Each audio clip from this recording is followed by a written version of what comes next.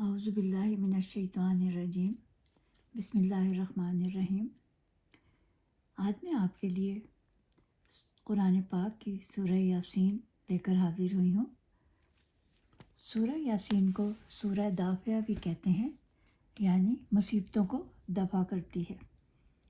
یہ مکی سورہ ہے۔ اس کے 5 رکوع اور 83 آیات ہیں، اور کہا گیا ہے کہ یاسین اور طٰہٰ نام رکھنا منع ہے، کیونکہ یہ حضور صلی اللہ علیہ وآلہ وسلم کے نام ہیں اور ان کے معنی کسی کو بھی معلوم نہیں۔ اور کہا کہ قرآن کا دل یاسین ہے، جو اسے ایک بار پڑھے گا اللہ اسے 10 بار پڑھنے کا ثواب دے گا، اور جو شخص اللہ تعالیٰ کی رضا کے لیے اسے پڑھے گا اس کے گزشتہ گناہ بخش دیے جائیں گے۔ اور کہتے ہیں کہ جو دن کے شروع میں پڑھے گا اس کی تمام ضرورتیں پوری ہوں گی، اور جو ہر رات پڑھے شہادت کی موت مرے گا۔ اس میں اللہ تعالیٰ کی وحدانیت بیان کی گئی ہے، اور یہ کہ حضور صلی اللہ علیہ وآلہ وسلم سچے رسول ہیں۔ انطاکیہ ایک بستی تھی، انہوں نے پیغمبروں کا کہا نہ مانا، بلکہ جو بھی ان کو نیک راستہ دکھانے کے لیے آئے انہوں نے کچھ کو شہید کر دیا، تو اللہ تعالیٰ نے ان پر اللہ کا عذاب نازل کر دیا۔ مردوں کو دوبارہ زندہ کرنے والا اللہ تعالیٰ ہے، اور کہا کہ اپنا نام اگر یاسین ہے تو غلام یاسین لکھیں، یعنی یاسین الگ سے نہیں لکھنا۔ کفار مکہ پر اللہ کا عذاب نازل ہوگا، ان کی گردنوں میں طوق پڑے ہیں۔ ابو جہل نے قسم کھائی تھی کہ اگر حضور صلی اللہ علیہ وسلم کو نماز پڑھتے دیکھوں گا تو ان کا سر پتھر سے کچل دوں گا، تو اللہ تعالیٰ نے اس کے ہاتھ اس کے گلے پر باندھ دیے۔ اور دوسرے ولید بن مغیرہ نے بھی یہ کہا تو اس کی بینائی چلی گئی، اور تیسرا شخص بھی اسی طرح گر گیا، یعنی کوئی بھی حضور صلی اللہ علیہ وسلم کو نقصان نہ پہنچا سکا۔ اس وجہ سے یہ آیت نازل ہوئی کہ اللہ نے ان کے آگے دیواریں کھڑی کر دی ہیں، اور ہمارے سب اعمال اور طریقے اللہ تعالیٰ دیکھ رہا ہے، بے شک وہ اچھے ہوں یا برے۔ اور کہا گیا ہے کہ میلاد، عرس، ذکر و تلاوت یہ سب سنت ہیں، لوگ اسے بدعت کہتے ہیں جو کہ غلط ہے۔ کوئی نیک کام کرنے کے لیے قدم اٹھاتا ہے وہ اطاعت الہی میں شمار ہوتا ہے۔ کوئی شخص دین کی تعلیم دیتا ہے اللہ اس کو اس کا ثواب دے گا۔ کوئی دینی مدرسہ بناتا ہے اس کے مرنے کے بعد اس کا ثواب اسے ملے گا۔ کوئی کنواں کھدواتا ہے اس کو اس نیک کام کا ثواب ملے گا۔ کوئی دین کا اچھا طریقہ نکالتا ہے اس کو طریقہ نکالنے کا ثواب ملے گا۔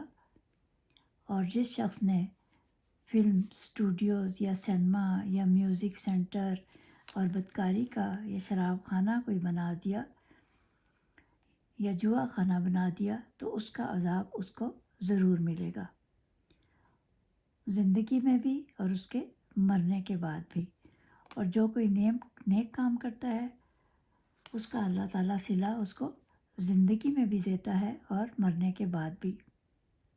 اور جو غلط کام کرے گا اس کو غلط طریقہ نکالنے پر گناہ عظیم ہوگا۔ اس لیے کہا کہ اللہ تعالیٰ سب لوگوں کو عقل سلیم عطا فرمائے اور نیک کام کرنے کی توفیق دے۔ باجماعت نماز پڑھنے کا اور اچھی طرح وضو کرنے کا بہت زیادہ اجر ہے، اور جو لوگ مسجد میں نماز پڑھنے جاتے ہیں ایک قدم کے بدلے ایک درجہ بلند کر دیا جاتا ہے، اور نماز کا اجر اس کو زیادہ ملتا ہے جو بہت دور سے چل کر آتا ہے۔ بس جو شرعاً معذور ہیں ان کے لیے کوئی پابندی نہیں۔ اور کہا کہ جو مریض کی صبح کے وقت عیادت کرتا ہے شام تک 70,000 فرشتے اس کے لیے دعا کرتے ہیں، اور جو شام کے وقت عیادت کے لیے جاتا ہے تو 70,000 فرشتے صبح تک اس کے لیے دعا کرتے ہیں۔ کہا کہ انبیاء اکرام کی عزت کرنی چاہیے، وہ ہمارے جیسے نہیں ہیں، کسی کو کسی وجہ سے منحوس نہ کہو، سب کچھ اللہ تعالیٰ کی طرف سے ہے۔ اور بدشگونی سے بچنے کا حکم ہے۔ ہمیں رسولوں کی اتباع کرنی چاہیے، اللہ کے سوا کسی کو معبود نہ جانے۔ جب قریش کے کفار نے اسلام قبول نہ کیا بلکہ حضور صلی اللہ علیہ وسلم کو ایذا دی، تو پہاڑوں کے فرشتے نے آپ سے فرمایا کہ اگر آپ کہیں تو میں ان لوگوں کو 2 پہاڑوں کے درمیان پیس دوں۔ تب آپ صلی اللہ علیہ وسلم نے فرمایا کہ نہیں، شاید کوئی اس میں سے اسلام قبول کر لے۔ انسان کو اپنی ہر مصیبت پر صبر کرنا چاہیے اور انصاف کرتے رہنا چاہیے۔ اچھائی اور برائی برابر نہیں ہو سکتی، اور کہا گیا ہے کہ قیامت کو ایسے شخص کا حساب آسان ہوگا جو یہ 3 کام کرے گا، یعنی جو رشتہ توڑے اس سے رشتہ جوڑو، جو ظلم کرے اس کو معاف کر دو، حق بات کہو چاہے وہ تمہارے خلاف ہو۔ کفار کو ہلاک کرنے کے لیے فرشتے کا ایک ہی پر کافی ہے، جیسے کہ قوم لوط اور قوم ثمود کو تباہ کر دیا تھا، لیکن غزوہ بدر اور غزوہ خندق میں فرشتوں کی آمد حضور صلی اللہ علیہ وآلہ وسلم کی عزت و تکریم اور آپ کے عظیم مرتبے کی وجہ سے تھا۔ ہندوؤں کے اعتقاد کے مطابق مر کر زندہ ہو کر دنیا میں آ سکتے ہیں، یہ غلط ہے، بلکہ اللہ تعالیٰ قیامت کے دن ہی سب کو اٹھائے گا اور زندہ کرے گا۔ اللہ نے جوڑے اصناف کو پیدا کیا، دن اور رات بنائے، رات اتنی تاریک ہو جاتی ہے، یہ اللہ کی قدرت کامل ہے۔ سورج چلتا رہے گا جب تک قیامت نہیں آ جاتی، اور وہی معبود دوبارہ زندہ کرنے پر قدرت رکھتا ہے۔ اور چاند کے لیے 28 منزلیں ہیں، یعنی 28 تک منزلیں طے کر لیتا ہے، اور کوئی ایک دوسرے کی حدود میں داخل نہیں ہوتا۔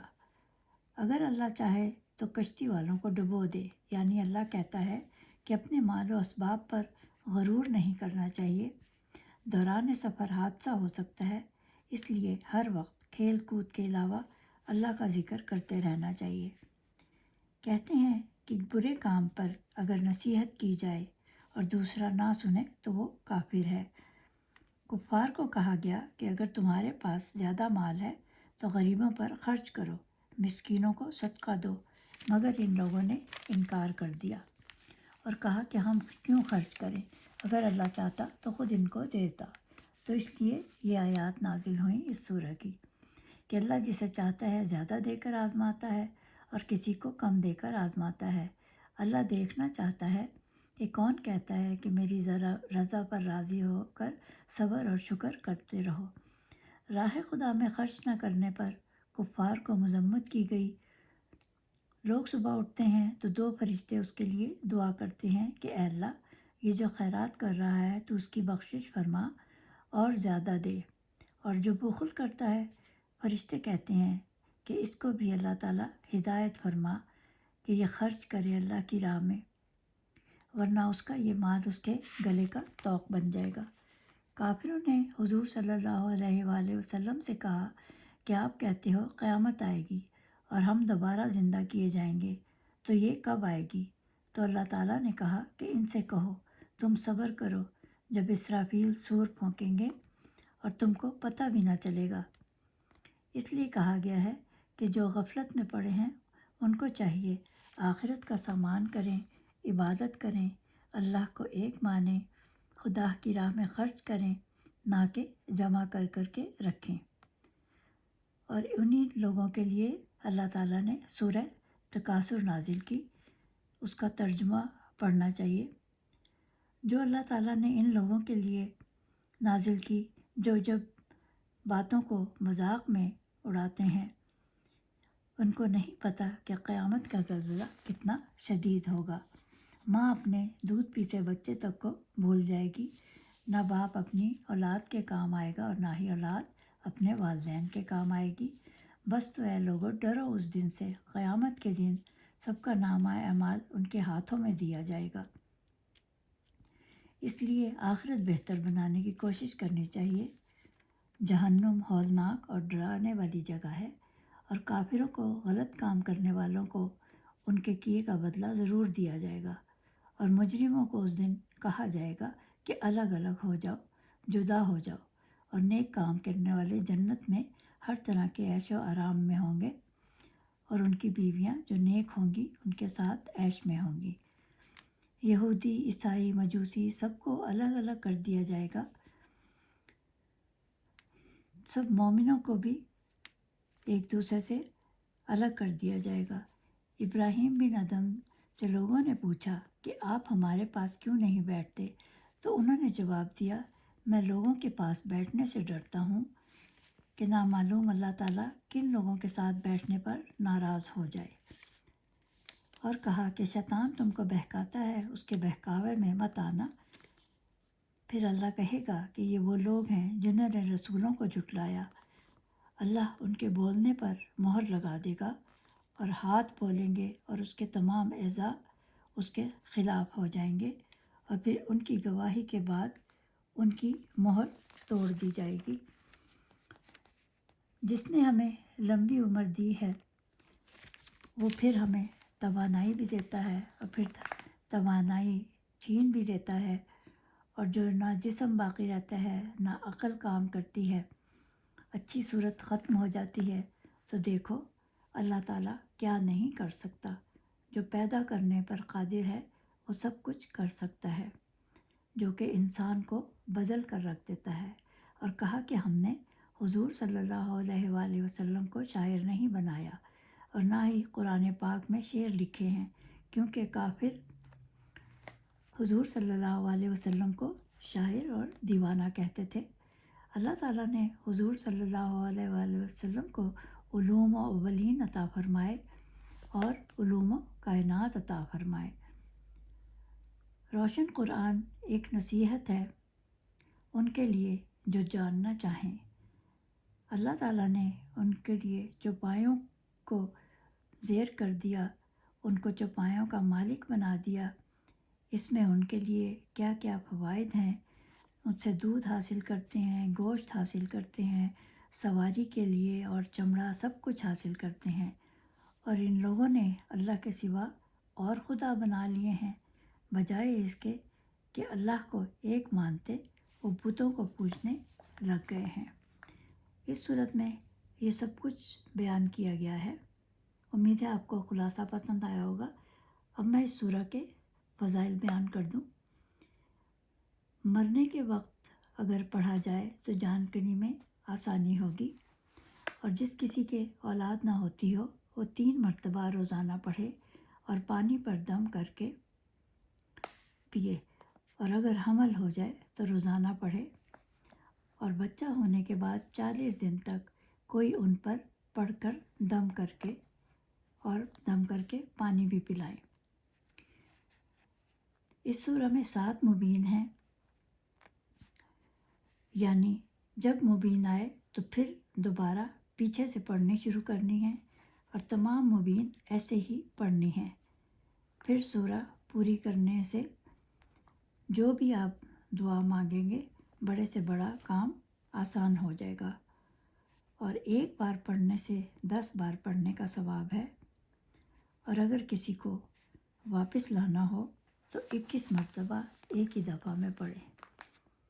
اگلی صورت تک کے لیے خدا حافظ۔